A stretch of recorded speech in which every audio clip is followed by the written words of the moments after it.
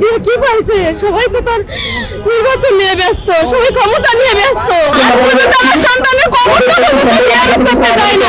আমার একটা মাত্র ছেলে ছিল, কবরটা জিয়ারত করতে তাও তো আমি শান্তি না পাইতাম। এতগুলো লোককে ধরে সেদিন রাত 10টা পর্যন্ত যে বাইপালে ঘোরাঘুরি চললো, সেনাবাহিনীর লোক যে ছাত্রলীগ পুলিশ লীগ ধরে যে সবার ক্যান্টনমেন্টে নিয়ে গেল, এই আসামিগুলোকে কোথায় নিয়ে গেল?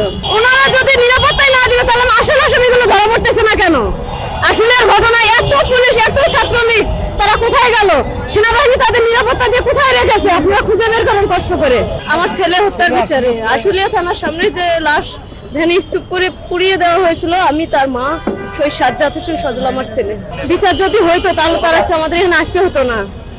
বিচার আজ 9 মাস হয়ে গেল, কয়টা আসামি ধরেছে?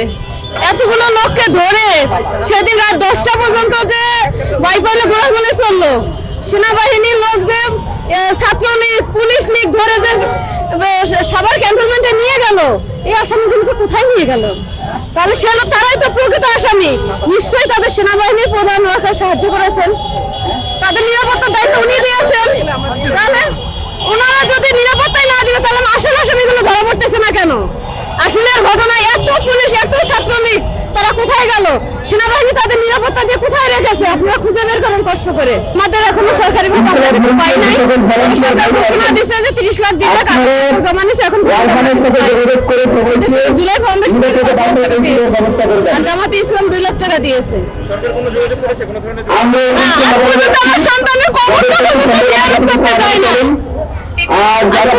আমার সন্তানের কবরটা জিয়ারত করতে চাইনি। আমার একটা মাত্র ছেলে ছিল, কবরটা জিয়ারত করতে তাও তো আমি শান্তি না পাইতাম না। আমার এক ছেলে মারা গেছে, আমার ছেলে আমার পাশে আছে, কিন্তু আমার ছেলে কবরটাই পর্যন্ত আজকে কেউ দেখতে যায় নাই। এত নির্মমভাবে আমার ছেলেকে হত্যা করলো, দেশের জন্য জীবন দিল, দিয়ে কি পাইছে? সবাই তো তার নির্বাচন নিয়ে ব্যস্ত, সবাই ক্ষমতা নিয়ে ব্যস্ত। আমাদের সন্তানের খোঁজ কে করে?